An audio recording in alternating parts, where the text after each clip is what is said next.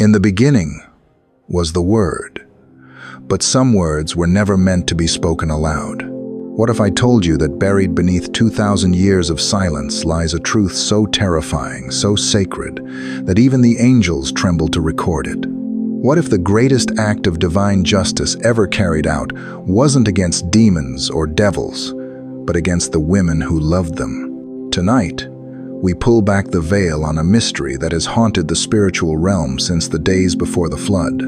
A secret so profound that it was hidden in the shadows of Scripture, whispered only in the ancient texts that most will never dare to read. You see, when the sons of God looked upon the daughters of men and found them beautiful, when angels fell from grace for the taste of forbidden love, when giants walked the earth and terror ruled the land, the story didn't end with the flood. There were consequences. Consequences so severe, so divinely orchestrated, that only one being in all of creation could carry them out. Archangel Michael, the sword of the Almighty, the executor of heaven's will. But here's what will shock you to your very core.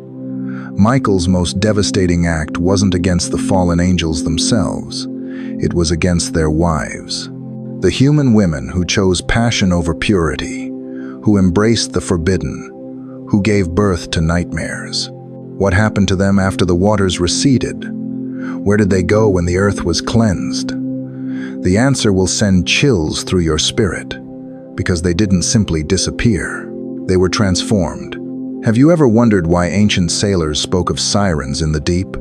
Why every culture on earth tells stories of beautiful women who lure men to their doom beneath the waves? What if these weren't myths, but memories? Echoes of divine judgment that still ripple through our world today? Tonight, we uncover the shocking truth about what Archangel Michael did to the wives of fallen angels. A truth that reveals why some boundaries are written not just in law, but in the very fabric of eternity itself. Before we begin this sacred journey together, I want to thank every single one of you who has supported this message through super thanks. Your generosity means more than you know. You're not just donating. You're helping spread light to others who feel alone in their calling. Whether you give or not, I'm deeply grateful for your presence here, your support, your time, your attention. It all matters. And if this message resonates with your soul, go ahead and share it with someone who needs to hear this truth. Because what you're about to discover isn't just history, it's prophecy, and it's still unfolding. Are you ready to step into the forbidden? To witness divine justice in its most terrifying form? To understand why some acts of love become eternal curses? Then let us begin, where angels fear to tread. There was a time when heaven knew only one song, pure, unbroken, eternal. The celestial courts rang with harmonies that had never tasted discord, and the angels, those magnificent beings of light, moved through their sacred duties with hearts that knew no want, no desire beyond the will of the Almighty. But then, something shifted. Picture, if you will, the moment when perfect beings first cast their gaze downward, not in judgment, not in duty, but in wonder. What they saw beneath the canopy of clouds wasn't the chaos of a fallen world, not yet. What they beheld was beauty, raw, vulnerable, achingly mortal beauty that stirred something deep within their celestial hearts that had never stirred before. Genesis 6:2 records the moment with devastating simplicity. The sons of God saw that the daughters of men were beautiful, and they took wives for themselves from any they chose. But oh, how those few words contain universes of heartbreak, for in that single glance, the very foundations of heaven trembled. These weren't ordinary women who caught the attention of eternal beings. According to ancient Jewish tradition, they possessed a radiance that echoed Eden itself. The Midrash speaks of their voices like silver bells, their laughter like music that could heal the deepest wounds. Some scholars suggest they carried within them the last whispers of paradise, that divine spark that made them irresistible, even to beings who had gazed upon the face of God. But what was it, truly?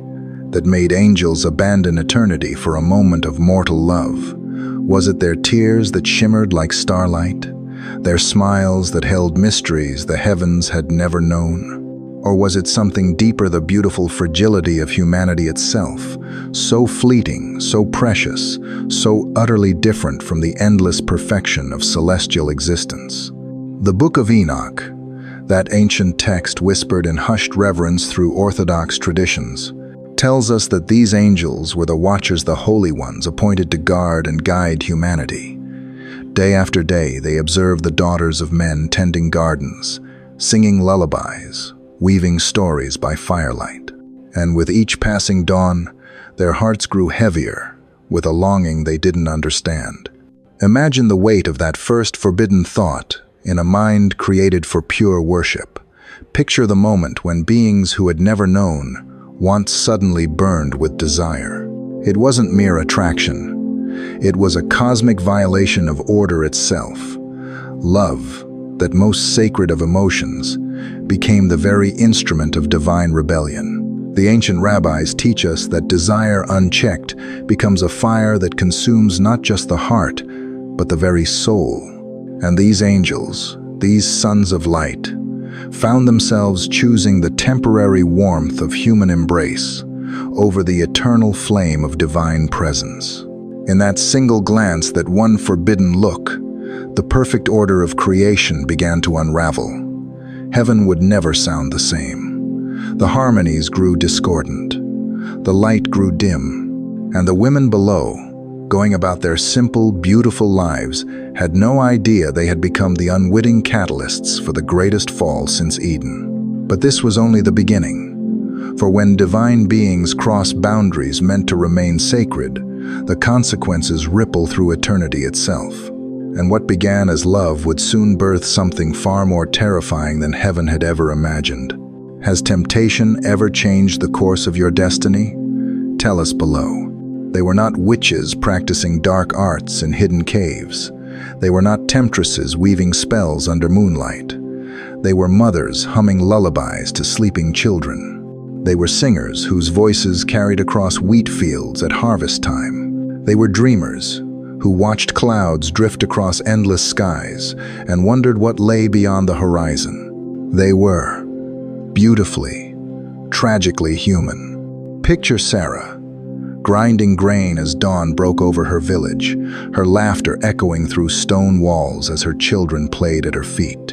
Imagine Miriam, weaving cloth with hands that had never known anything but honest work, her eyes bright with the simple joy of being alive. Think of Rachel, dancing at her sister's wedding, her heart full of hope for her own future, her spirit untouched by the darkness that was already watching from above. These women carried no knowledge of the cosmic drama unfolding in the heavenly realms. They knew nothing of the watchers who had grown restless in their celestial posts. They had no understanding that their morning prayers, their gentle songs, their quiet acts of love had somehow caught the attention of beings who were never meant to feel desire. But desire had found them anyway. The Book of Enoch whispers of how the watchers first beheld the daughters of men. It wasn't just their beauty that captivated these celestial beings, it was their humanity itself. The way they wept over wounded birds.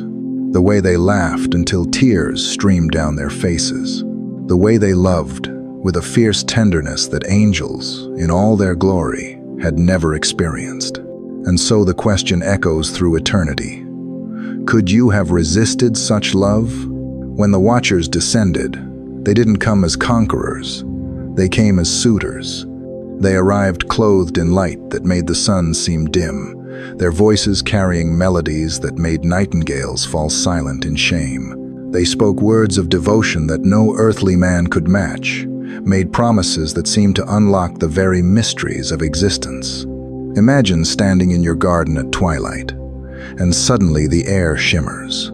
A figure steps through what seems like a doorway made of starlight, radiant, with eyes that hold the wisdom of ages. He speaks your name, not as others do, but as if he has been calling it since the foundation of the world. He tells you that among all women, you alone have captured his heart, that he has watched you from the heights of heaven and found you worthy of a love that transcends the boundaries between earth and sky. What woman, in the innocence of her heart, could have seen the trap hidden within such glory? Like Eve in the garden, reaching for fruit that promised to make her like God, these women reached for something divine, and in that reaching, they were shattered, not by malice, but by love itself, that was never meant to cross the sacred boundaries set since creation's dawn. The transformation began slowly, like dawn breaking over a landscape you thought you knew. Their beauty deepened, became something that drew not just admiration, but obsession. Their voices carried new undertones that could calm storms or stir hearts to madness. Their very presence began to bend the natural world around them. They were becoming more than human and less than human, all at once. The other women in their villages noticed first how flowers bloomed brighter in their footsteps, how men stopped their work to stare when they passed, how children drew close to them as if seeking shelter from an approaching storm they could not yet see. But the wives of the watchers felt something else growing within them, children who moved in the womb with too much strength, whose kicks shattered ribs, whose very presence seemed to fill the air with electricity. These were the Nephilim stirring to life, beings caught between heaven and earth, destined to become giants who would terrorize the world. And still, wrapped in their celestial lovers' promises, these women believed they were blessed. They believed they had been chosen for something beautiful, something sacred. They could not yet see that they had become vessels of rebellion against the very God who had formed them from dust and breathed life into their lungs. The invasion had begun not with armies or swords, but with love. And love, when it defies divine order, becomes the most dangerous weapon of all. But heaven was watching, and heaven was preparing its response. And so the unholy union was sealed. Heaven and earth, angel and flesh, light and shadow bound together in acts that made creation itself recoil. But if you thought the transgression was horrific, wait until you discover what emerged from these forbidden wombs. Because what grew within these women wasn't human. It wasn't angelic. It was something else entirely. Something that had never existed before and was never meant to exist at all. Picture this, if you can. A young woman, perhaps no older than 20, chosen by an angel for her beauty, her innocence, her tender heart. She had fallen in love with a being of impossible radiance, believing herself blessed beyond measure. But as the months passed, as her body began to change, she realized that what stirred within her was no ordinary child. The movements were too strong, the kicks too violent. Her belly stretched beyond what any human frame should bear, and still the thing inside continued to grow. Other expectant mothers whispered in terror as they watched her transformation. This wasn't pregnancy, this was possession. When labor began, the earth itself seemed to convulse. The Book of Enoch tells us, these births were not gentle entries into the world. They were eruptions, volcanic, unnatural. The babies didn't cry, they roared. They didn't reach for their mothers' faces. They clawed at them with fingers already too long, too sharp, too knowing. Genesis 6-4 speaks with careful restraint. The Nephilim were on the earth in those days, when the sons of God went to the daughters of humans and had children by them. But those 17 words conceal an ocean of horror. These children, these Nephilim, were abominations wrapped in flesh. They grew at an impossible rate. What should have taken years happened in months. A 6-month-old Nephilim stood taller than grown men. Their eyes burned with intelligence that was both ancient and alien. They possessed their angelic father's supernatural ability strength that could shatter stone, vision that pierced through darkness, voices that commanded with otherworldly authority. But they had inherited something else too, something twisted. The fallen angels had corrupted not just their own nature, but the very essence of creation itself. These giants carried within them a hunger that could never be satisfied, a rage that knew no bounds, a pride that recognized no authority, not even God's. Can you imagine being the mother of such a creature? Watching your baby grow into something you no longer recognized? Feeling love and terror war within your heart as you gazed upon a being that called you mother but looked at you with eyes that held no human warmth?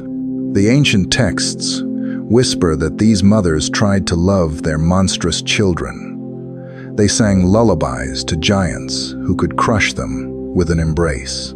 They prepared meals for beings whose appetites could devour entire herds. They told bedtime stories to creatures whose dreams were filled with conquest and dominion. As the Nephilim matured, they began to reshape the world in their image. They built cities that scraped the heavens, carved monuments to their own glory, established kingdoms where they ruled as gods. The earth groaned under their weight, literally. Their footsteps left cracks in the ground. Their voices caused avalanches. Their very presence seemed to drain the life from everything around them. The Book of Enoch records their insatiable appetites. They consumed all the acquisitions of men, and when men could no longer sustain them, the giants turned against them and devoured mankind. This wasn't metaphor. This was documentation of horror beyond imagination. But perhaps the most chilling detail of all is this. These giants possessed not just their father's power, but their mother's capacity for choice. They could have chosen differently. They could have used their abilities to protect and nurture. Instead, they chose violence. They chose domination. They chose to become the very nightmare that would force God himself to weep over his creation. And still their mothers watched. Still they hoped. Still they prayed that somehow, somewhere within these towering abominations, a spark of the babies they had once held might remain. But as the giants' shadows lengthened across the earth, as their roars echoed from mountain to mountain, as their appetites consumed everything in sight, even the most devoted mothers began to understand a terrible truth. They hadn't given birth to children. They had birthed the end of the world. Have you ever wondered what the world looked like before the flood? What it sounded like to hear the footsteps of a giant? The answer lies not in imagination, but in the groaning of creation itself, a sound that echoed all the way to the throne of heaven, where divine patience was reaching its breaking point. For 40 days and 40 nights, the earth had groaned under the weight of divine sorrow. The floodwaters had risen, swallowed the giants, silenced their roars forever. But in the spiritual realm, something far more terrible was stirring. The silence of heaven was not peace, it was the gathering storm before the lightning strikes. You see, when the waters receded and Noah's Ark touched dry ground, many believed judgment had ended, but they were wrong. The flood was only the prologue. The real reckoning was yet to come. High above the cleansed earth, in the throne room of eternity, the Ancient of Days spoke a single word that shook the foundations of heaven itself: justice. And with that word, the silence shattered like glass. The archangels had been waiting. Michael, the commander of heaven's armies, stood at attention, his hand already reaching for the sword that had been forged in the fires of divine wrath. Beside him, Gabriel, the messenger whose voice could topple kingdoms. Uriel, whose very name means flame of God, his eyes burning with righteous fire. These were not the gentle guardians of Christmas cards and children's prayers. These were the generals of the Most High, warriors whose purpose was written in starlight and sealed in blood. The fallen angels, the watchers, who had abandoned their posts for the touch of human flesh, thought their punishment was exile. They thought distance from heaven was their sentence. How wrong they were. Michael's voice cut through the heavenly realm like a blade through silk. The time of mercy has ended. Let judgment begin. What happened next defies human comprehension. Picture lightning, but not the kind that illuminates storm clouds. This was the lightning of divine justice, piercing through dimensions, tearing through the very fabric of spiritual reality. The faithful angels descended not as gentle visitors, but as an army whose battle cry was the name of the Lord. The earth itself trembled as they approached. Mountains bowed, seas stilled. Even the wind held its breath. The Book of Enoch whispers of this moment, describing how the Watchers, those once glorious beings who had fallen for forbidden love, suddenly felt the approach of their former brothers. But there would be no reunion, no embraces, no forgiveness. When Michael appeared before Semjaza, the leader of the fallen, the very air around them began to burn, not with earthly fire, but with the consuming flame of divine righteousness. The Watcher who had once stood in the presence of God now cowered before the sword of the Almighty. You who were given charge over creation, Michael's voice thundered like the roar of 1,000 oceans.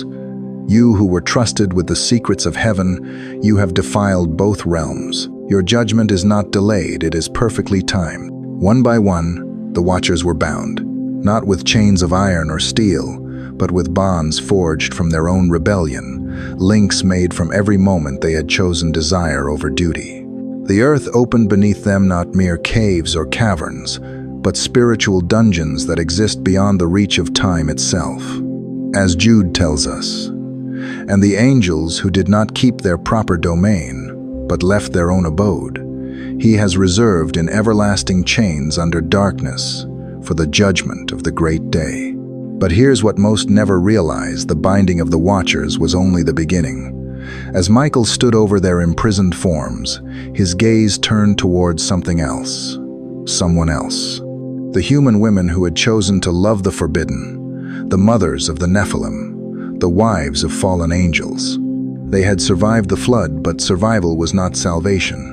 As the waters receded, they found themselves alone, widowed by divine justice, haunted by the memory of celestial love that had turned to curse. Some wept, some raged, but others refused to repent. And it was then that Michael's true task began. Not just to punish the angels, but to deal with the human souls who had helped open the gateway between heaven and earth. What he did next would echo through every siren song, every mermaid tale, every story of beautiful women who lure men to their doom. Because when light pierces shadow, the shadow cannot beg for mercy, it can only flee. But where do you run when the very ocean becomes your prison? The answer lies in the transformation that followed a judgment so profound, so perfectly crafted, that it would serve as both punishment and warning for all eternity. Michael's sword was raised not just against rebellion, but against the very nature of forbidden desire itself. And what happened next would change the way we understand justice, mercy, and the price of loving what God has declared untouchable. There comes a moment in every divine story when mercy reaches its final breath, when patience, stretched across centuries, finally snaps like a bowstring pulled too tight. And in that moment, the heavens themselves begin to weep. God looked down upon his creation, the same creation he had once called very good, and his heart broke. The earth groaned under the weight of corruption. The Nephilim, those towering abominations born of forbidden union, stalked the land like living nightmares. Their mothers, the wives of fallen angels, had become something neither fully human nor divine, caught between two worlds, belonging to neither. But this flood, this wasn't merely destruction. This was divine grief made manifest. Genesis tells us the waters came from above and below. All the fountains of the great deep burst forth, and the windows of the heavens were opened. But what it doesn't tell us is the sound that accompanied those waters. The ancient rabbis whispered of it in their commentaries, the sound of God's own tears mingling with the rain. For 40 days and 40 nights, heaven mourned. Each drop that fell carried the weight of divine sorrow. This wasn't the anger of a tyrant.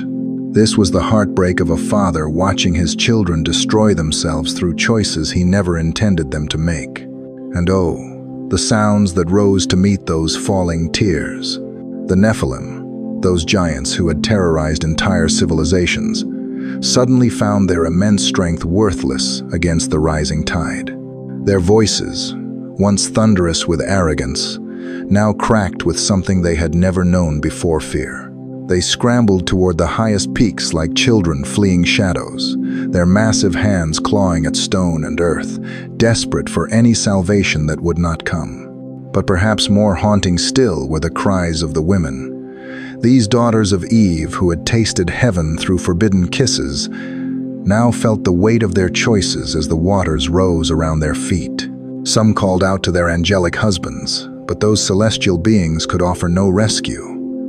They were already bound in chains of darkness, mute witnesses to the destruction their rebellion had unleashed. The Book of Enoch speaks of their anguish in verses that still echo through eternity. And they began to weep and lament, but they could not change what had been decreed. Can you imagine the silence of those fallen angels? Beings who once sang hosannas before the throne of God, now voiceless as they watched their earthly loves and hybrid children swallowed by the very creation they had helped corrupt. Their power, their glory, their rebellion all rendered meaningless before the rising flood.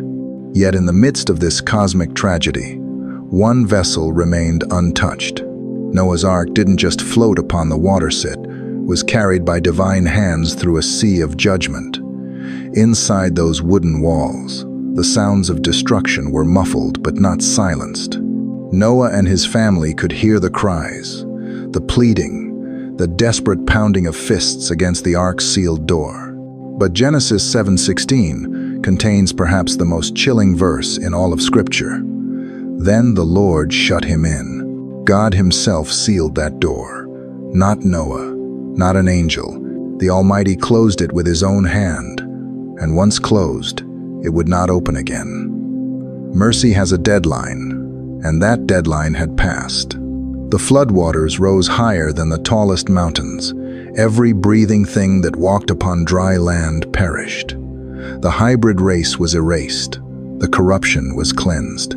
But something far more profound had occurred. A divine line had been drawn between holy and profane, between obedience and rebellion, between life and death.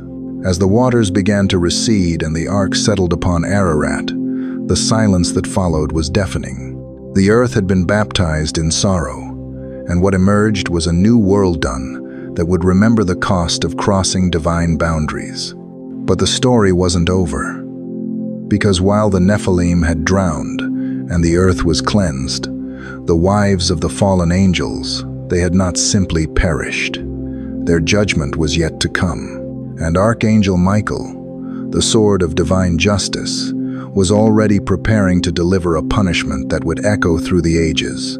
The question that haunts every soul who hears this tale remains: if God were to shut the door today, would you be found inside the ark of his mercy, or standing in the rising waters of his justice? When the floodwaters finally receded and the earth exhaled its first breath of redemption, many believed the horror had ended. The giants were gone. The fallen angels were chained. The world had been washed clean by divine judgment. But beneath the silence of that cleansed earth, hearts still beat with the weight of unspeakable choices. The wives of the fallen angels had survived, but survival, as they would soon discover, was not the same as mercy. Picture them now, scattered across the barren landscape like broken pearls from a shattered necklace. Some fell to their knees in the mud, their voices cracking as they called out to a heaven that had grown deafeningly quiet. These were the repentant oneswomen whose hearts had finally awakened to the magnitude of what their forbidden love had unleashed upon the world. They wept until their eyes burned dry. They clawed at the earth with trembling fingers, as if they could somehow dig their way back to innocence. Their prayers rose like smoke from broken altars, desperate and raw. Forgive us. We didn't know. We didn't understand. And perhaps, in the mystery of divine mercy, some found the grace they sought in those ashes of repentance. But not all hearts break the same way. Among them stood one whose name still echoes in the deepest waters of ancient memory, Nama. Where others fell in sorrow, she stood tall in defiance. Where others covered their faces in shame, She lifted her chin toward the silent heavens, with eyes that still burned with unholy fire. Nama had been the most beautiful of them, all the one whose voice could stop angels mid-flight, whose laughter had once made even the seraphim pause in their eternal songs. She had used that beauty like a weapon, drawing not just one angel to his fall, but becoming the temptress who led others down that same dark path. Even now, with the world in ruins around her, she would not bow. "I loved," she declared to the empty sky, her voice carrying the dangerous melody that had once enchanted heaven itself. "I chose, I lived, and I would do it again." It was then that the very fabric of creation seemed to shudder, not with earthquake or storm, but with something far more terrible, the quiet movement of divine justice that operates beyond human understanding. The transformation began slowly, almost gently, like a whisper becoming flesh. Their feet, once so delicate upon the earth, began to shimmer and change. Scales emerged like scattered starlight across their skin, beautiful, iridescent, hypnotic. Their legs fused into powerful tails that gleamed with otherworldly radiance. Their voices, already haunting, took on an quality that transcended the merely human becoming, something that could pierce the veil between worlds. They had become sirens, not the mythical creatures of sailors' tales, but something far more terrible and divine, living warnings wrapped in eternal beauty. God's justice, you see, is often poetic in its precision. These women had used their allure to lead angels away from their sacred calling. Now they would spend eternity using that same dangerous beauty to warn mortals of the very temptation they had embodied. Their songs would no longer call angels down from heaven. Instead, they would rise from beneath the waves, melodies that spoke of love, so powerful it could destroy worlds, of choices so seductive they could damn souls, of beauty so overwhelming it could make even the wise forget wisdom itself. They sang love songs to angels. Now they sing sorrow to the waves. And here lies the most haunting truth of all. Their punishment was not the removal of their beauty, but its eternal preservation. They would remain forever lovely, forever alluring, forever dangerous. But never again would they know the warmth of true love or the comfort of redemption. Beneath the churning waters, they dwell still, these cursed ones whose very existence serves as scripture written in salt and shadow. Every storm that rises from the deep carries echoes of their voices. Every sailor who hears something beautiful and terrible in the wind is hearing the remnant of love that crossed divine boundaries. The ancient texts whisper that on certain nights, when the moon is dark and the sea runs deep, you can still hear them singing not in triumph, but in warning. Their melodies carry a message as old as rebellion itself. Some loves are too dangerous to pursue, some boundaries too sacred to cross, some prices too terrible to pay. As we prepare to witness the final act of this cosmic drama, remember this: every choice echoes through eternity. Every rebellion leaves its mark. And sometimes, the greatest mercy is found not in escape from consequences, but in becoming a warning that saves others from the same fall. But the story is not finished. For while the wives were transformed and the giants destroyed, there remained one final act of justice to be carried out, an act so terrible and so necessary that only the mightiest of archangels could bear its weight. And so we arrive at the final chapter of this ancient tragedy, where divine justice reveals itself not as ending, but as eternal remembrance. Picture, if you will, the moment when Archangel Michael stood at the edge of the newly cleansed world. The floodwaters had receded. The earth lay silent as a cathedral after the last prayer has been whispered. The Nephilim were gone, not just dead, but erased, as if they had never drawn breath. The fallen angels were bound in chains of darkness, their rebellion sealed away until the day of final judgment. But the wives, the wives, they remained. This wasn't mercy, This was something far more profound.